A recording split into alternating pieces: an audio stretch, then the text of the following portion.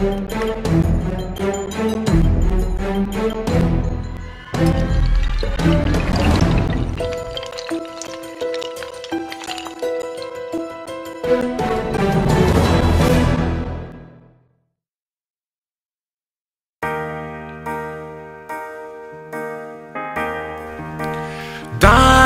from his glory, all the way to the cross. This is what he did for my soul. Without any regret, he came. Shalom et bienvenue sur Vidéo Tabernacle. Nous vous saluons dans le nom du Seigneur et Sauveur Jésus-Christ. Aujourd'hui, c'est encore un réel privilège de nous rencontrer dans le cadre de l'émission Nos expériences, au cours de laquelle nous essayons de partager les témoignages des grands hommes, les hommes qui ont été appelés à se tenir derrière la chair, ce dont le prophète se réfère en disant que c'est un don pour l'épouse et pour l'édification du corps de Christ. Et aujourd'hui, nous avions eu le privilège de rencontrer le pasteur Joseph Grégoire. Le pasteur Joseph est pasteur de 107 Tabernacles, ici à Caen, en France. Que Dieu vous bénisse, pasteur. Amen, qu'il te bénisse aussi. Merci beaucoup, pasteur, pour l'occasion que vous nous accordez de partager vos expériences, qui nous pensons sera une bénédiction pour les enfants de Dieu. Nous parlons du message du temps de la fin. Et premièrement, nous aimerions savoir comment est-ce que vous avez cru à ce message qui nous a été apporté par le prophète William Marion Branham. D'accord, merci beaucoup pour la question. J'ai cru ce message il y a maintenant 22 ans. 22 ans, et dans ma mémoire plus précise, j'ai entendu vraiment parler du message en juin 1991. C'était à la suite d'une rencontre avec un frère qui venait du Congo et qui était venu pour le deuil parce qu'il avait perdu sa fille. Et à cette rencontre, ce frère me parlera du message, du messager. C'était un papa assez âgé qui est toujours vivant aujourd'hui. Il doit avoir plus de 80 ans, qui vit à Montréal. Et ce papa me dira... je connais des frères ici qui peuvent vous parler en détail de ce message et de ce messager, parce que j'étais intéressé plus par le messager. Et c'est ainsi qu'il me parlera de l'assemblée de Shalom Tabernacle. À l'époque, c'était l'assemblée chrétienne de Paris. Et donc, je suis pas allé à l'assemblée, mais il m'a dit, je peux appeler les frères et ils peuvent venir vous voir à la maison. Est-ce que vous êtes d'accord? Moi, j'ai dit oui, ce serait une bonne chose. C'est ainsi que le pasteur Arthur Monsaka, qui est le pasteur de l'assemblée de Shalom Tabernacle, est venu avec quelques frères me voir chez moi à la maison. À cette occasion-là, il a prié aussi pour un enfant qui était malade. Et il m'a pas vraiment parlé du message, ni du messager, mais il m'a laissé une brochure. Il m'a laissé une brochure, et je crois que cette brochure, c'était l'influence d'un autre. J'ai essayé de lire cette brochure, et c'était le premier contact, et c'était presque l'effet d'une bombe pour moi. Pour moi, Dieu devenait réel. C'était quelque chose d'assez assez spécial. J'avais eu déjà une expérience quand j'étais dans le renouveau charismatique, parce que j'avais vécu des expériences là-bas quand j'étais au pays, avant de venir en France en 1982. Mais ce que j'ai découvert là, c'était autre chose. Et j'ai eu la confirmation quand il m'a donné la biographie du prophète. Et c'est la vie du prophète qui m'a le plus impressionné, plus que ce que je lisais dans les brochures. J'ai vu que c'était vraiment la stature de l'homme parfait. J'ai vu que c'était vraiment un don envoyé par Dieu. Amen. J'aimerais juste préciser quelque chose. Le frère qui vous a mis en contact avec l'assemblée de Shalom, vous vous rappelez encore le nom? Oui. Il s'appelle Papa Moubenga Martin. Et il est à l'Assemblée de Montréal, chez le pasteur, l'Assemblée du frère Ferguson, mais qui est maintenant avec un autre pasteur qui la dirige. Et je l'ai de temps en temps au téléphone, donc on se rappelle souvent ces épisodes-là. Ok, en 1991, je pense, où vous aviez reçu le message, est-ce qu'en ce moment-là, est-ce que vous aviez pris une décision de vous faire baptiser? Assez rapidement. Assez rapidement. Je pense que 3 mois après. 3 mois après, j'avais fait une expérience très forte avec le Seigneur. Et 3 mois après, j'ai demandé le baptême. J'ai demandé le baptême et j'ai eu ce baptême. Le pasteur ne pouvait pas le faire parce qu'à ce moment-là, il était souffrant et il ne pouvait pas avoir contact avec le chlore parce qu'on faisait dans une piscine à Paris. Et c'était un des diacres qui était là, mais c'était en sa présence que j'ai pu avoir le baptême. Je l'ai eu, je pense, au mois de septembre, au mois d'octobre. Ok, merci beaucoup, pasteur. J'aimerais savoir, quand vous aviez reçu le message dans ces années-là, quand est-ce que vous aviez commencé à sentir un appel du ministère? Quand est-ce que vous aviez commencé à réaliser que Dieu avait mis en vous quelque chose d'être prédicateur? Il y a un peu un fond historique, il y a un arrière-fond de ça. Mon parcours a été un parcours un peu difficile à mettre à plat. Disons que d'origine de foi, je suis catholique, de foi catholique romaine. Et j'ai été élevé vraiment dans la stricte foi catholique. Et très tôt, à l'âge où un enfant commence à s'éveiller pour chercher qu'est-ce qu'il peut faire dans la vie, entre 9-10 ans, mon seul objectif a été de servir le Seigneur. Et la seule profession que moi j'envisageais, c'était de servir le Seigneur en étant un prêtre. Et donc je suis entré au séminaire de Mbujimayi à 14 ans. Et j'ai fait ce séminaire jusqu'à la fin, pratiquement. Et quand on est arrivé à la fin, c'est-à-dire en terminale, la terminale, là, je l'ai faite en même temps que l'actuel évêque de Mbujimayi, qui est son Excellence Kassanda, qui est évêque de Mbujimayi actuellement. C'est un de mes condisciples de banc, on a été ensemble. On a fait la terminale ensemble. Et lui, il est parti au grand séminaire à Kabwe. Et moi, j'avais choisi d'entrer chez les jésuites. Donc, je suis allé à Kinshasa pour être encadré. Et c'est pendant ce temps-là d'encadrement par les jésuites, où j'étais à Kinshasa, que j'ai rencontré le renouveau charismatique. Donc, recherchant le Saint-Esprit. J'ai commencé à faire des séminaires, des semaines de prière, jusqu'à ce que j'ai eu l'expérience du Saint-Esprit. Mais dans mon cœur, je sentais toujours qu'il fallait servir le Seigneur dans un nouveau cadre qui n'était plus celui des prêtres. Et j'ai intégré ces groupes pendant un moment, et puis j'avais des responsabilités, mais je ne prêchais pas en fait. Je ne prêchais pas. J'attendais que quelque chose me soit vraiment révélé pour pouvoir prêcher. Et par là, je suis venu en Europe, donc du coup, j'ai pris un peu de distance avec tout ça. Mais j'ai fait, à la rencontre du message, le plus grand choc que je peux dire que j'ai eu avec le message, c'est la révélation de la suprême divinité de Jésus-Christ. Il faut savoir que je sortais de du grand catholicisme. C'est pas juste un enfant de cœur ou quelqu'un qui allait à la messe ou qui croyait. J'étais un futur ecclésiastique.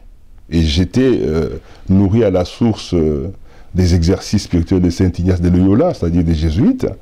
Et découvrir comme ça, clairement, que Jésus-Christ était Dieu, et qu'il était le Dieu suprême, et qu'il n'y a pas trois dieux, qu'il n'y en a qu'un seul. Cela a été pour moi une force et une délivrance très, très, très élevée. Pasteur Joseph, vous avez mentionné votre expérience du baptême du Saint-Esprit dans le mouvement charismatique. Est-ce que quand vous êtes venu dans le message, avec l'enseignement du message, est-ce que avez-vous reconsidéré votre première expérience du baptême du Saint-Esprit par rapport aux Écritures et selon l'enseignement du frère Branham? Oui, je crois qu'il y a eu un approfondissement pour moi. Il y a eu plus d'expérience encore surnaturelle. Dans un premier temps, l'Esprit en moi me prouvait et me confirmait que ce que j'écoutais était la vérité. Et c'est comme ça que je ne suis jamais entré dans le message en doutant d'un seul passage ni d'une seule citation. Jusqu'à présent, je n'ai jamais trouvé dans le message quelque chose que je peux avoir du mal à croire. Je crois, et c'est comme si c'était préparé d'avance pour moi. Pasteur Joseph, juste en termes de clarité, comment a été votre expérience du baptême du Saint-Esprit là-bas chez les charismatiques? Comment est-ce que ça s'est passé? Alors, c'était assez... vous savez, dans le cadre du renouveau charismatique, on était encadré par la Maison de la Bible de Kinshasa. J'étais un des animateurs quelques temps après. Il y avait des pasteurs suisses qui s'occupaient de cette animation-là. Donc, nous avons passé une semaine de prière et de jeûne à la maison des jésuites qui s'appelle Manresa, qui est à Kimwenza. C'est une maison qui est très connue, où les gens se retirent souvent. Et il y avait des prêtres, il y avait des religieuses, il y avait des pasteurs dénominationnels. On était un groupe des étudiants du campus aussi. Et on était tous assoiffés du Saint-Esprit, tout en étant dans nos dénominations. Et quand on est parti là-bas, on a eu ce temps de préparation par la parole, parce qu'il y avait les pasteurs pentecôtistes suisses qui nous prêchaient vraiment à partir de la parole. On a fait l'expérience de la justification, que nous, on ne connaissait pas en tant que catholiques, que le juste vit par la foi, que ce n'est pas par les œuvres, mais c'est par la foi. C'est que le salut personnel en Christ. Ce sont des choses que nous ne connaissions pas, nous avons fait l'expérience de ça. Et puis, le 4e jour, c'était la préparation au baptême du Saint-Esprit. Et bien sûr, les pentecôtistes nous disaient que l'évidence, c'était de parler en langue, mais ils ne mettaient pas beaucoup l'accent là-dessus, déjà à l'époque. Et quand on a eu la séance, parce que c'était dehors, en fin d'après-midi, on a vu un petit débat entre nous, les étudiants. On s'est dit, il y a cette histoire de parler en langue, est-ce que c'est vrai? Puis il y en a d'autres qui disaient, non, c'est pas vrai. D'autres disaient, si, c'est vrai, on a lu des choses là-dessus. Moi, j'ai dit, bon, quand on a fait le cercle pour la prière, on m'a posé la question. Frère Grégoire, qu'est-ce que tu veux que Dieu fasse pour toi? Moi, j'ai dit, je veux que Dieu me baptise son Saint-Esprit et que je parle en langue. Et là, là-dessus, les anciens me regardent, ils commencent à prier, ils m'imposent la main, et tout à coup, ils me disent, parle en langue. Moi, j'ai dit, mais je ne peux rien faire. Donc, je les regardais, ils me regardaient. Alors, à un moment donné, je me suis dit, je vais tout simplement prier, dire merci au Seigneur. Et quand j'ai ouvert la bouche pour parler, et c'est là que j'ai commencé à parler dans une langue que je ne comprenais pas. Et au moment où moi je parlais en langue, tous les amis étudiants avec qui j'ai discuté avant étaient déjà tous par terre en train de parler en langue. Et ça fait vraiment un désordre. Ça fait un véritable gâchis. C'est-à-dire, vous voyez, tous les étudiants, on était au moins une vingtaine, vous voyez, c'était partout par terre, d'autres commençaient à courir, à gesticuler, etc. Ça s'est calmé un peu plus tard, mais c'était vraiment la prière qui a suivi ça et une grande louange qui a suivi ça. Ok. Avec la connaissance que nous avons aujourd'hui dans le message, la révélation apportée par le prophète William Branham, est-ce que vous croyez qu'il y a un véritable baptême du Saint-Esprit en dehors du message? Avec la connaissance et la révélation maintenant, je pense qu'on ne peut pas parler de vrai Saint-Esprit lorsqu'on rejette le message. Je crois que les gens qui sont innocents, qui ne connaissent pas le message, peuvent faire une expérience du Saint-Esprit en dehors du message, mais cette expérience doit être, j'allais dire, confirmée par le message. C'est-à-dire, lorsque le message est présenté à cette personne-là, c'est là qu'on va tester pour voir si ce Saint-Esprit-là est le même que le message nous donne, nous montre. Et c'est pour ça que j'ai dit que l'expérience que j'avais faite n'était pas vraiment une expérience fausse. Puisque le moment où le message m'a été présenté pour la première fois, c'était comme un gant qui allait à ma main. Et j'ai découvert depuis que beaucoup de choses que moi je sentais confusément en moi, elles étaient révélées par le message. Vous voyez, par exemple, j'avais en moi quelque chose qui n'allait pas avec la télévision. Avant de connaître le message. Et je mettais toujours en cause la télévision. Et je disais que ce n'était pas quelque chose de salubre. C'est malsain. Et bien, le jour où j'ai vu le prophète en parler, j'ai dit, ça c'est la vérité. Amen. Amen. Merci beaucoup, Pasteur Grégoire. J'aimerais savoir quand est-ce que maintenant vous aviez reçu une certaine confirmation que Dieu vous appelait à quelque chose. Est-ce que vous aviez eu encore une quelconque expérience pour cela? Oui, j'ai eu une expérience assez forte dans les mois qui ont suivi mon baptême. C'était quelque chose d'assez impressionnant. Je ne peux pas entrer vraiment dans les détails de ça, mais ça m'a fait un petit peu comme l'expérience de Jacob à Péniel. J'ai su, ce moment-là, que mon âme était changée. Et clairement, Dieu m'appelait au ministère. J'ai eu même plus tard un songe où je me suis retrouvé vraiment en train de prêcher. Et je prêchais à une grande foule. Je prêchais et imaginez sur quel sujet je prêchais. La suprême divinité de Jésus-Christ. Et j'ai gardé ça parce que ça m'a fait peur. Ça m'a fait peur et je ne pensais pas, vu le contexte du message dans lequel je venais d'arriver, je ne me voyais pas avoir la connaissance pour pouvoir me mettre devant les enfants de Dieu et leur prêcher la parole de Dieu. Moi-même, je devais d'abord apprendre. Je devais comprendre, je devais saisir, avoir plus de la révélation du Seigneur sur ça. Et donc, je me suis vraiment gardé de ne surtout pas en parler. J'ai été dévoilé une fois, que j'étais aux États-Unis. À ma grande surprise, on était plusieurs frères et sœurs qui étaient venus dans une église à Charlotte, c'est le frère Jerry Rowe. Et je me suis retrouvé là-bas. Il y a des frères jamaïcains, des frères qui venaient d'Afrique, d'autres du Ghana. Et une sœur est passée devant. Elle a dit au pasteur, le Seigneur, c'est une sœur qui était très très spirituelle, qui avait beaucoup de dons, et qui priait énormément pour l'église et pour beaucoup de serviteurs de Dieu, qui est maintenant dans la gloire, la sœur Betty. Et lorsque elle est passée devant, elle a dit, ainsi parle le Saint-Esprit, Dieu m'a parlé de ce frère-là. Alors, moi, on était au moins une vingtaine de personnes. Bon, je pensais que c'était mon voisin, et l'autre pensait que c'était l'autre. Et puis il dit, non, lui, c'est lui-là. Il me pointe moi, et le pasteur m'a dit, passez devant, écoutez le message. Et c'est là où le Seigneur a parlé clairement, devant tout le monde. Le frère, puisque c'est l'histoire, hein, dans l'histoire, il faut des repères. Et les gens peuvent vérifier les choses.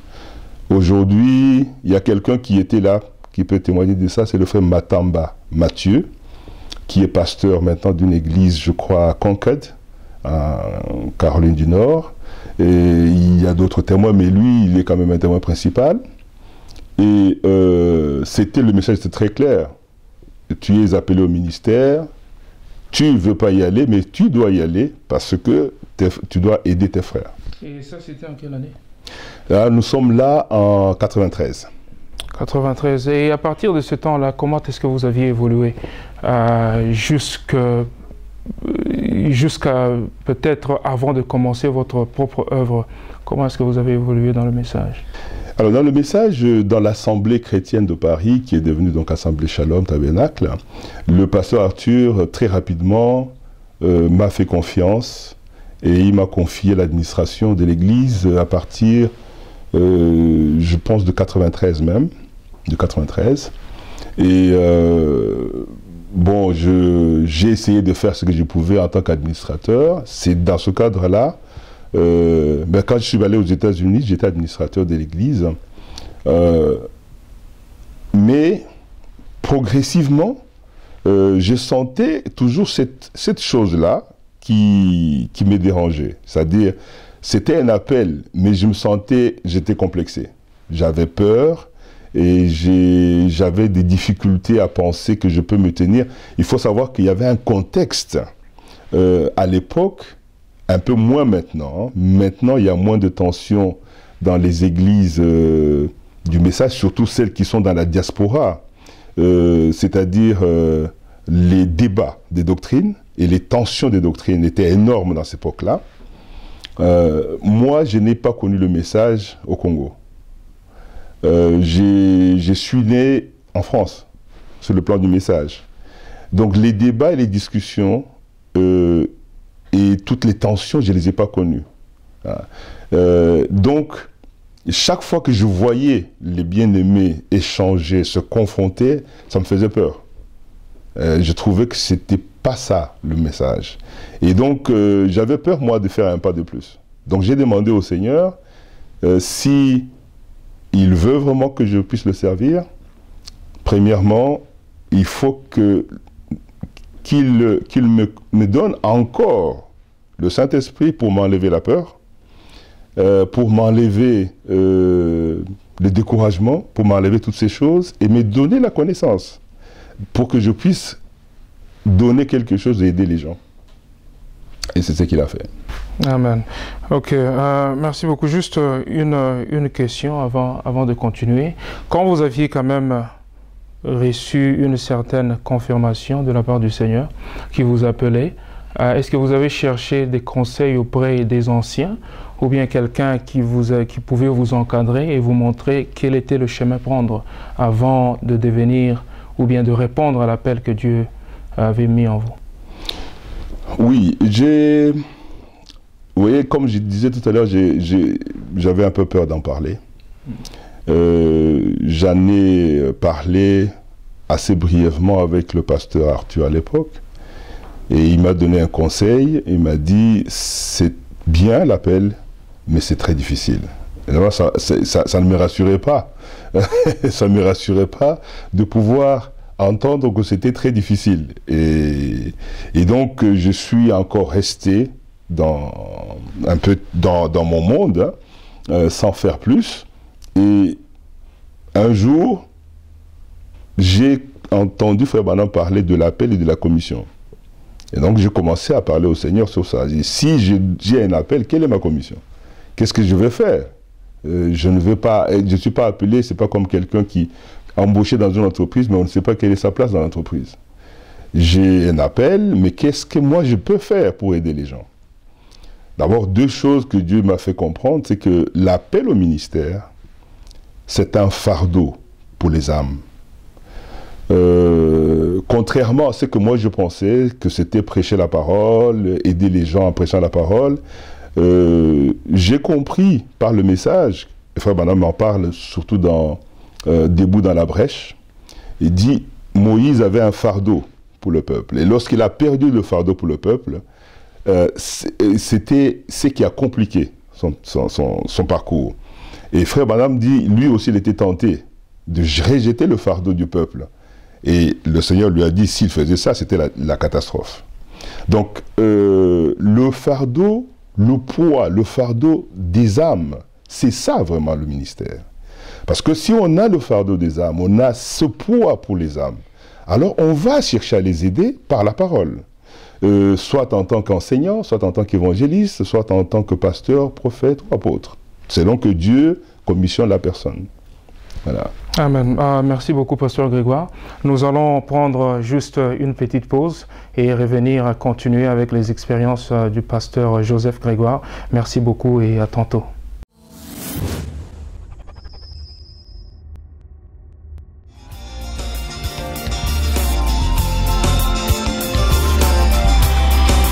Je vois que vous voyez.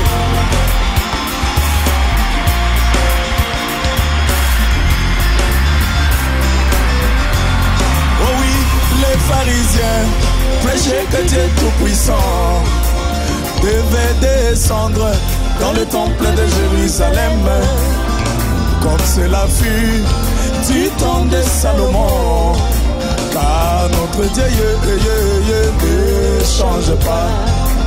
Les pharisiens prêchaient que Dieu Tout-Puissant devait descendre dans le temple de Jérusalem, comme cela fut du temps de Salomon. Car notre Dieu ne change pas.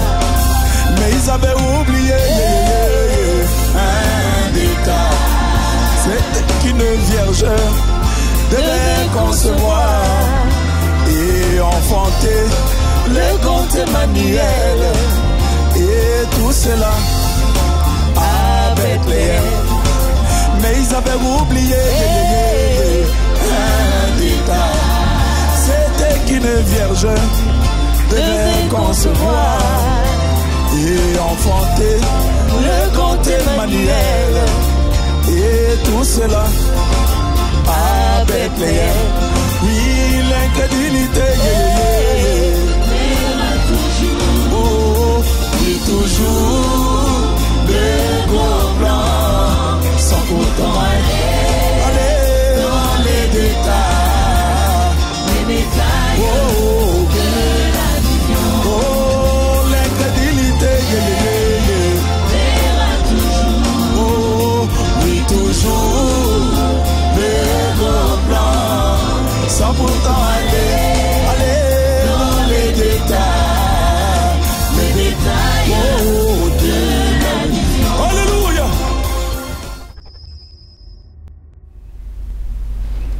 Shalom et bienvenue de retour sur Vidéo Tabernacle. Nous sommes toujours dans le cadre de l'émission Nos expériences.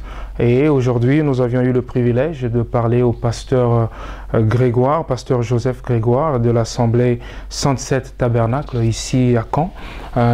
Encore une fois, que Dieu vous bénisse. Amen.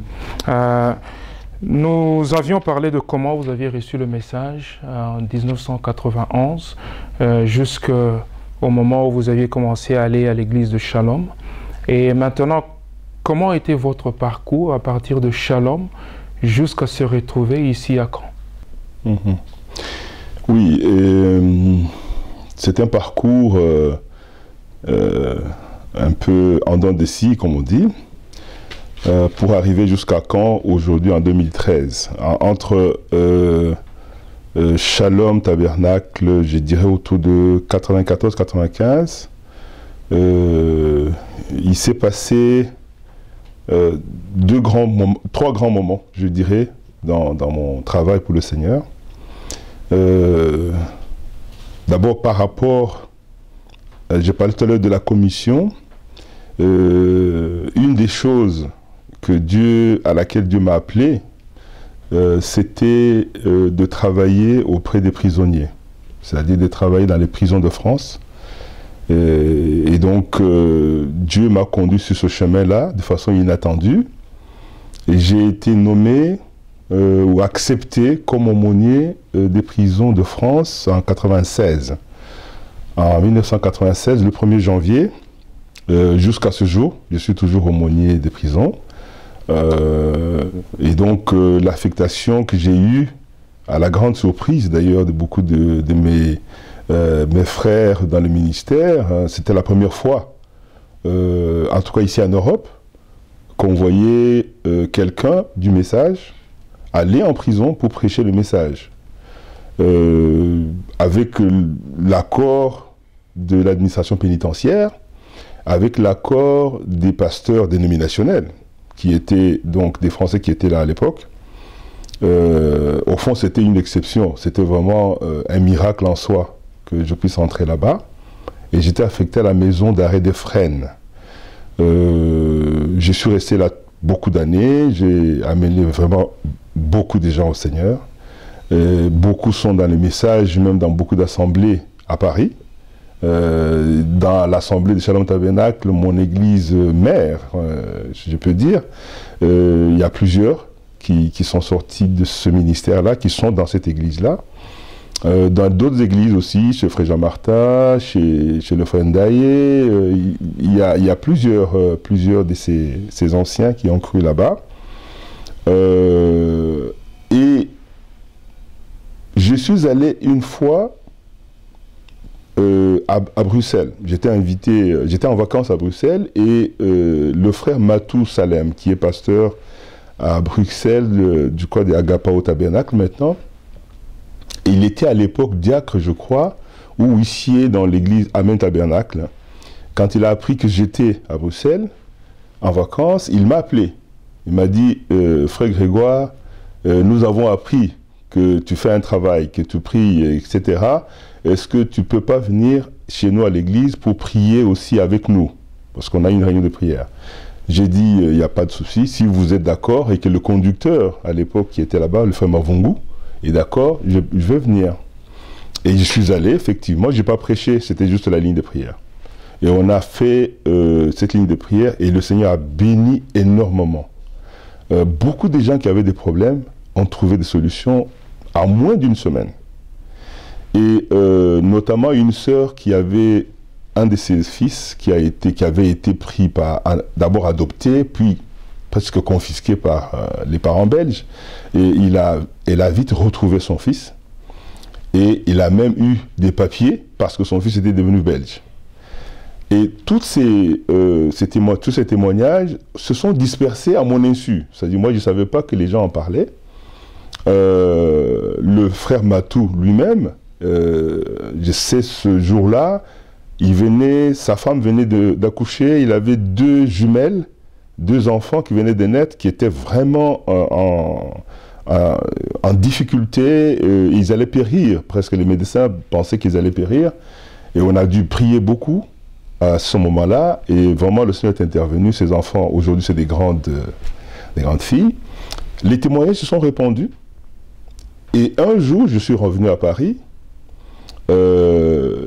j'ai entendu quelqu'un m'appeler en me disant « Je vous appelle de Caen. J'ai jamais été à Caen avant. » Et là, nous sommes en 1995. « Je vous appelle de Caen. J'ai un problème.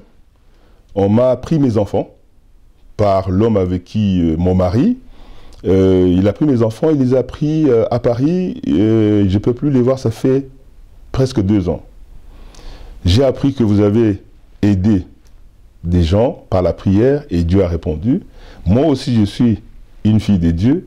Est-ce que vous pouvez prier pour moi? J'ai dit, mais vous êtes où? À Caen? Je ne connais même pas où se trouve Caen. Donc, du coup, cette sœur est venue à Paris. Elle m'a expliqué son problème. On a prié. Dans la semaine qui a suivi, Dieu a été miséricordieux. On lui a redonné les enfants. Elle a eu ses enfants. Et ce fait d'avoir récupéré ses enfants a été, à mon insu, toujours un grand témoignage à Caen. Parce qu'en fait, dans la ville, beaucoup de gens connaissaient l'affaire. Et c'est comme ça qu'elle m'invitera pour venir témoigner, puisque les gens disaient, on veut voir cette personne qui t'a aidé par la prière, parce qu'elle peut aider aussi d'autres personnes. Donc je suis venu en 95, le 22 octobre 1995. À cette occasion-là, je suis venu avec le pasteur Jeriro, qui était missionnaire en Thaïlande. À ce moment-là, il venait de la Thaïlande et il est resté chez moi. C'était un ami personnel et il est maintenant dans la gloire. Et le frère Mouya et son épouse m'ont demandé s'ils pouvaient m'accompagner. C'est qu'ils ont fait. Donc on est venus ensemble à ce moment-là. Et on a eu un service, et cette dame s'appelle Faleras. Le nom de son mari, c'était Faleras, Esther Faleras. Et ils habitaient juste à la Pierreusée ici. Et on a eu un moment merveilleux. Des prophéties d'ailleurs qui ont été données par le pasteur Jeriro, qui avait un don dans ce sens-là, pour un couple des Français qui étaient venus avec un enfant très handicapé. Didier Le Porcher, son épouse, et David, son fils.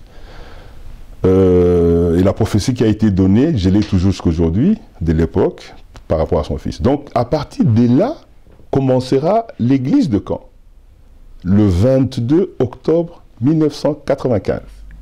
Quand vous dites que l'église de Caen a commencé, cela veut dire qu'à cause de à partir de ce témoignage-là, l'église a commencé comment et qui était le dirigeant de cette église? Alors, j'ai été le premier à commencer l'église ici à Caen, ce jour-là. Parce que, en réalité, quand on a parlé du témoignage, on a plutôt parlé du message. On a présenté le message, on a présenté le messager aux gens, on a parlé de ce que Dieu a fait dans cet âge. Et la plupart des gens, parce que ça n'a pas été que cette fois-là, parce que je suis revenu la semaine d'après, et j'ai fait en fait des va-et-vient pendant pratiquement de 95 à 97. De 1995 à 1997, je faisais des va-et-vient tous les week-ends, et parfois, le frère Mouya et sa femme m'accompagnaient.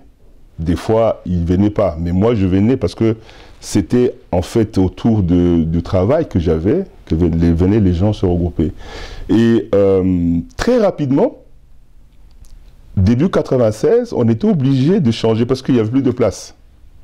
Dans l'appartement de la sœur, il fallait trouver un autre lieu de réunion. Et on a trouvé une place à la MJC d'Hérouville. Et on a eu, d'ailleurs, j'ai toujours le contrat, hein, le contrat de la MJC d'Hérouville, qui est là, qui avait été signé entre celui qui nous représentait par rapport à ça, qui avait trouvé la salle, c'était le frère Sacré, qui est maintenant diacre dans le groupe du frère Mouya. C'était début 96 pour 6 mois renouvelables. Donc nous sommes restés là et c'était vraiment un moment fort. On avait un vrai réveil, si tu veux, parce qu'on baptisait les gens presque toutes les semaines. On a baptisé la plupart de ceux qui ont formé le noyau de l'église à l'époque et qui ont continué avec le frère Mouya après. Aujourd'hui, ils sont diacres, ils sont prédicateurs. C'est vraiment des gens qui ont, avec qui je suis resté ensemble pendant 2 ans, jusqu'au moment où je suis reparti sur Paris. Et le frère Mouya m'a demandé s'il pouvait rester avec le groupe. C'est que j'ai accepté, parce que moi, je devais repartir à cause du ministère en prison, qui devenait de plus en plus florissant. Et ma difficulté était que je ne pouvais pas faire les deux et que je ne pouvais pas, travaillant aussi par ailleurs pour vivre, faire ces va-et-vient-là. Donc j'avais mis un terme à ça et j'ai donc convenu avec le frère Mouya qui m'avait demandé s'il pouvait rester. Lui ne travaillait pas à l'époque, hein, il n'avait pas d'activité professionnelle, il a accepté de rester. Et c'est comme ça qu'il a continué avec le groupe et ils ne pouvaient plus faire à la MJC, ils ont continué plutôt dans un autre endroit, à Hérouville toujours, vous avez trouvé une salle. Ok, merci beaucoup. Vous aviez fait ce parcours-là de 95 à 97 et maintenant vous êtes retourné à Paris pour y revenir. Et quelles sont les raisons pour lesquelles vous êtes encore revenu? Alors, je suis reparti en 97 à Paris. J'avais entre-temps pris de distance par rapport à l'église de Shalom, en convenance avec le pasteur, parce que des situations qui se passaient dans l'église me faisaient en sorte que je ne pouvais pas trop supporter de voir ce qui se passait contre le pasteur, ce qui se passait dans l'église contre le pasteur. Donc j'ai préféré prendre un peu congé de l'église pour m'occuper de ce que Dieu voulait que je fasse. Donc en revenant en 97, je ne suis pas retourné à l'église. Je suis resté chez moi et je continuais le travail en prison. Et au fur et à mesure que je travaillais en prison, beaucoup de brebis sortaient et je les baptisais. Sauf que quand ils sortaient et je les baptisais, et parfois avec leur famille, je ne savais pas où les envoyer. Ou parfois je leur disais aller dans telle église, aller à Shalom ou aller ailleurs, chez le frère Lamarche, par exemple à Draveil. Ils revenaient en me disant, oui, mais quand c'est que la manière dont ça se passe là-bas, c'est pas comme ça se passe avec vous. Donc on est habitué avec vous. Alors qu'est-ce que vous pouvez faire pour nous? parce qu'on aimerait bien amener nos familles quelque part. Donc finalement, j'ai été encore amené à faire une église à Paris, à faire un groupe, appelons ça comme ça, à Paris en 1997, fin 97. Et je suis resté avec ces familles-là pendant à peu près 4 ans. À peu près 4 ans. Et puis, à un moment donné, le Seigneur m'a montré que ce n'était pas ça. Ma place n'était pas vraiment là pour faire une église dans la ville de Paris. Et j'ai expliqué les choses à l'église. Et ils ont été... Chacun a choisi une église où il pouvait partir. Et moi, j'ai continué mon ministère en prison, cette fois-là avec Shalom Tabernacle, parce que le pasteur Arthur m'a proposé de revenir au Tabernacle. Amen. Et maintenant, vous êtes maintenant à Caen. Quand est-ce que vous êtes rentré à Caen et ça fait combien de temps que vous êtes là? Alors, je suis revenu à Caen, ça va faire maintenant à peu près 2 ans et demi. 2 ans et demi, encore, la manière dont Dieu a fait les choses, ça m'a encore une fois surpris. J'avais jamais pensé que je reviendrais à Caen. Pour moi, c'était vraiment une histoire qui était terminée. Sauf que Dieu conduisant les choses, j'ai eu comme un cri de Macédoine, comme l'apôtre Paul dit, un appel au secours. Non pas des gens que je ne connaissais pas, mais de la famille française que je connaissais déjà avant. Et cette famille se trouvait à Coutances, c'est à peu près 100 km de Caen. Et ils m'ont parlé, ils m'ont dit qu'ils étaient abandonnés, qu'il n'y avait personne qui pouvait les aider et qu'ils souhaiteraient qu'au moins une fois par mois, un prédicateur passe pour les exhorter ainsi que ceux qui sont autour d'eux. C'est à 100 km de Caen. Donc, j'ai parlé avec le pasteur. Entre-temps, j'étais devenu diacre à Shalom Tabernacle et ministre à Shalom Tabernacle. Donc, j'étais suffisamment bien installé pour ne pas bouger. En fait, pour moi, ma vie était installée. Je n'avais plus besoin de courir à gauche à droite. Et quand cet appel est arrivé, ils m'ont sorti la prophétie du 22 octobre 1995, en me rappelant que le Seigneur avait parlé. Le Seigneur leur avait dit certaines choses, leur avait promis certaines choses. Je suis l'homme qui est le témoin de cet événement-là, de cette circonstance-là, et que pour eux, je pouvais les aider par la parole, la prière et la Sainte Seine de temps en temps, parce que ça faisait des années que je n'avais pas eu la Sainte Seine. J'en ai parlé au pasteur, qui a été d'abord très ennuyé, parce que ça impliquait qu'on devait me séparer de ma fonction de diacre. Or, lui, il ne voulait pas tellement ça. Donc, du coup, Dieu a multiplié encore des signes. De là où la famille là, se trouvait, il était difficile d'avoir des réunions dans leur maison. Et c'est là qu'une sœur proposera de faire des réunions dans sa maison. Et cette proposition, curieusement, correspondait à une approche assez remarquable de la ville de Caen.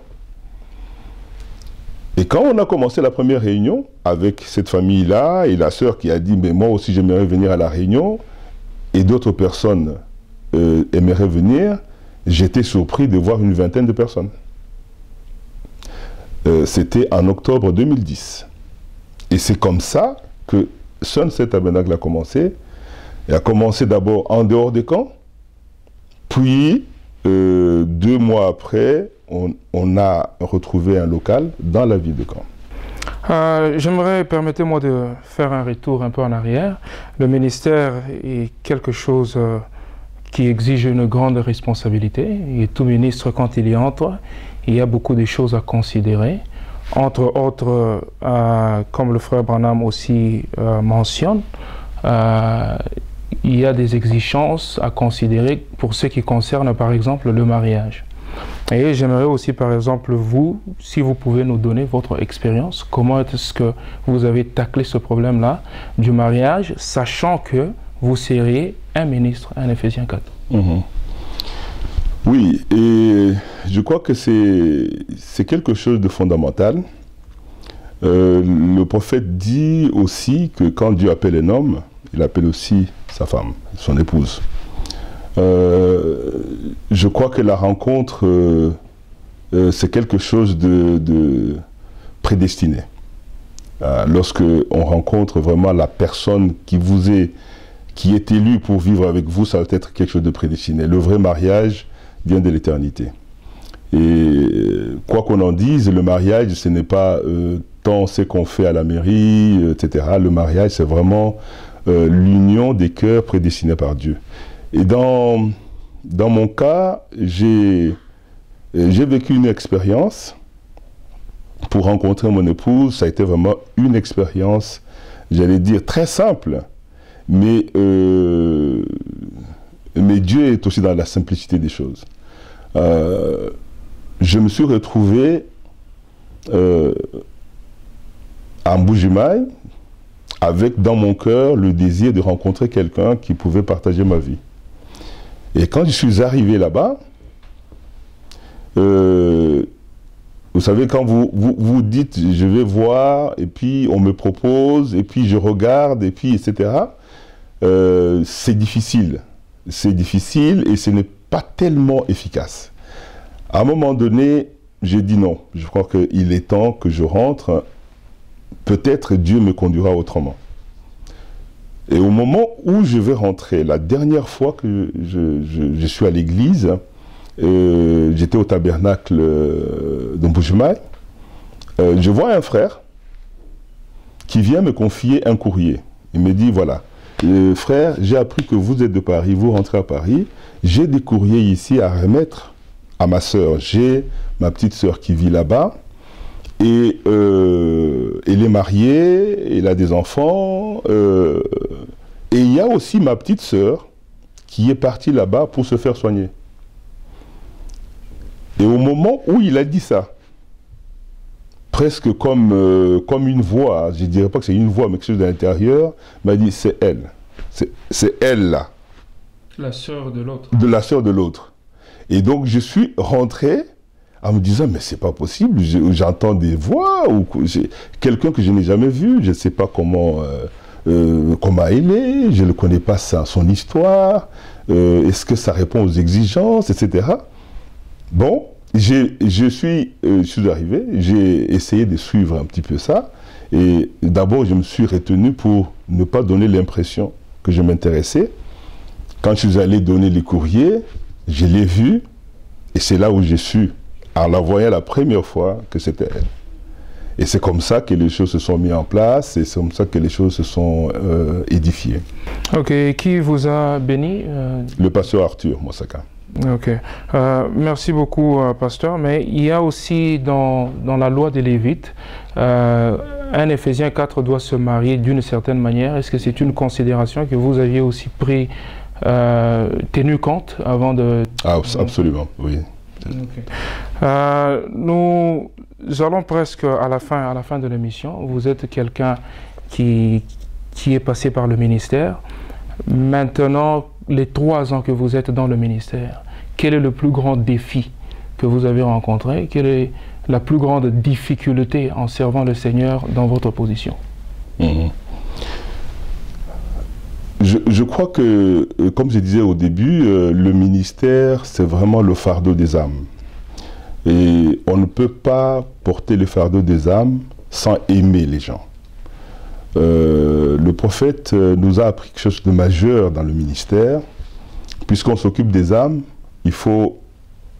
j'ai appris vraiment qu'il faut distinguer le pécheur du péché. Que la personne, Dieu l'aime. Mais le péché, Dieu le déteste. Et que quand les gens se confient à un serviteur de Dieu, c'est parce qu'ils ont confiance en Dieu et ils ont confiance en son serviteur. Et le poids des secrets qu'on reçoit, ça fait le cœur même du ministère.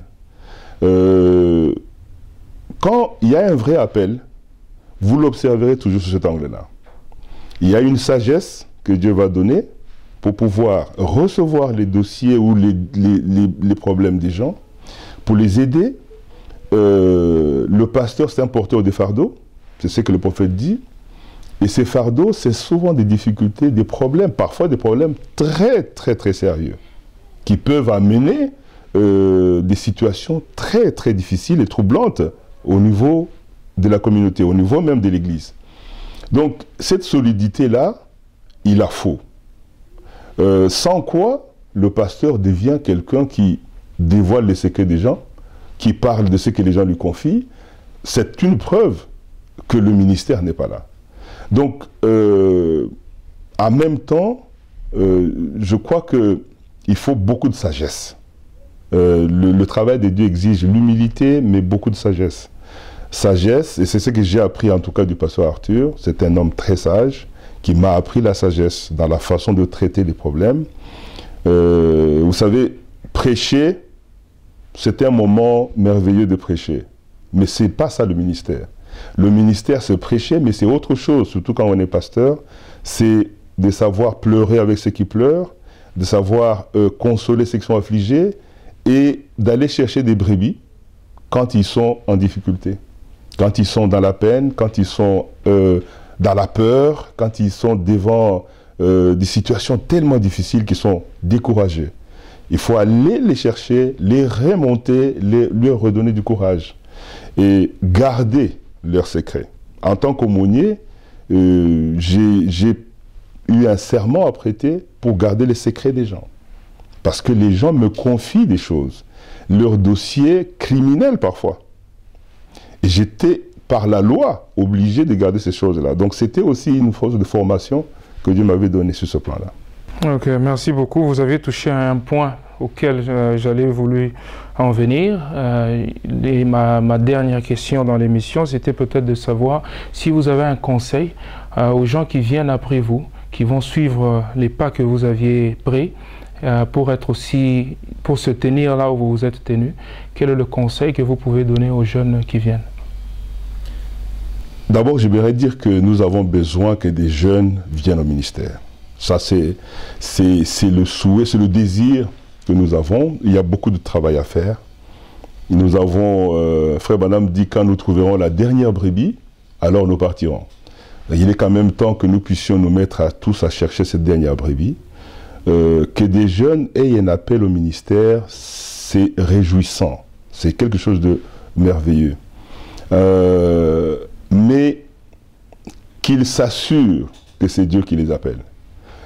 Qu'ils s'assurent que leur appel est aussi lié à une commission. Parce que si Dieu t'appelle, il va te dire ce que tu dois faire.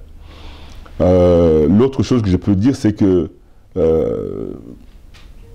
qu'ils comprennent surtout que le ministère, ce n'est pas bien prêcher.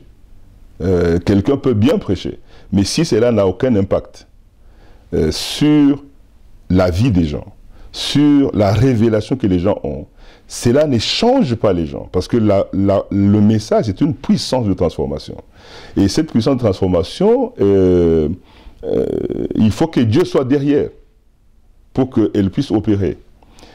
Souvent, on oublie cet aspect-là et on se lance simplement parce que on dit peut-être je n'ai pas de travail et ça c'est peut-être un travail qui peut m'aller. J'ai pas envie d'aller travailler 8 heures par jour, 7 heures par jour, mais si je suis prédicateur, non. Frère Madame dit très clairement dans la question-réponse, il dit si vous pensez que vous allez en vivre, abandonnez l'idée de servir le Seigneur en tant que ministre par exemple. Et les appels sont dans la vie des gens aussi. Hein? Toujours le prophète nous enseigne là-dessus, il dit, parce que c'est lui notre maître dans ce cas, et dans tous les cas de toutes les façons, il dit, remarquez que l'appel que vous avez se trouve dans votre vie déjà. Si quelqu'un dit, je suis appelé à être pasteur, c'est que si on répond sur quoi numéro 2, 1964, il dit, quelqu'un qui dit je vais être pasteur, et vous trouvez qu'il est impulsif, il est impatient, c'est quelqu'un qui est colérique. Frère Branham dit, laissez tomber ça. Parce que ça ne correspondra pas à l'appel. Donc ça, ce sont des choses que les jeunes doivent examiner s'ils veulent aller dans le ministère. La dernière chose que je peux indiquer, c'est qu'ils puissent vraiment avoir l'amour des âmes. C'est pour aider les gens qu'on va dans un ministère. C'est pas pour montrer qu'on sait. C'est pas pour montrer que moi aussi je sais.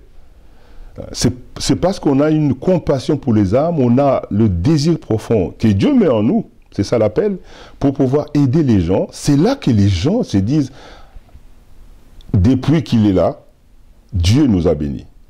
Depuis que vous avez commencé à prêcher ici ou à aider les gens ici, on sent la bénédiction, on sent que Dieu nous soutient à travers vous. Parce qu'un ministère ou un ministre, c'est un instrument par lequel Dieu passe. En tout cas, merci beaucoup à Pasteur Joseph Grégoire. Nous arrivons à la fin de notre petite émission. Je ne sais pas, avant de terminer, si vous avez un dernier mot, avant juste de finir l'émission. Je crois que on a commencé cette émission par une bénédiction. Tu m'as béni et moi aussi je t'ai béni. J'aimerais qu'on la termine également par une bénédiction et que Dieu te bénisse et que Dieu te fortifie, que le Tout-Puissant de Jacob puisse te combler. Parce que je crois que le travail que tu fais, peut-être tu ne réalises pas complètement, mais même un jour devant le Seigneur, tu verras l'impact que cela peut avoir, que cela a eu. Je désire simplement que Dieu puisse te faire prospérer, que te donne plus de sagesse, et aussi que ça prospère de façon que l'épouse soit vraiment béni par ce moyen qui est, j'en ai l'assurance, un moyen indépendant, un moyen hors des églises et qui permet aux gens de pouvoir entendre un peu librement certaines paroles. En tout cas, merci beaucoup, Pasteur Joseph, pour ces belles paroles. Nous tenons que Dieu agira et répondra à votre prière. Nous sommes arrivés à la fin de cette émission. Nous vous remercions, vous qui nous avez suivis, et je profite pour remercier mon frère qui est derrière la caméra, le frère Bob Barouti, que je salue, et que Dieu le bénisse richement pour ce travail. Et à plus tard, que Dieu vous bénisse. Bye bye.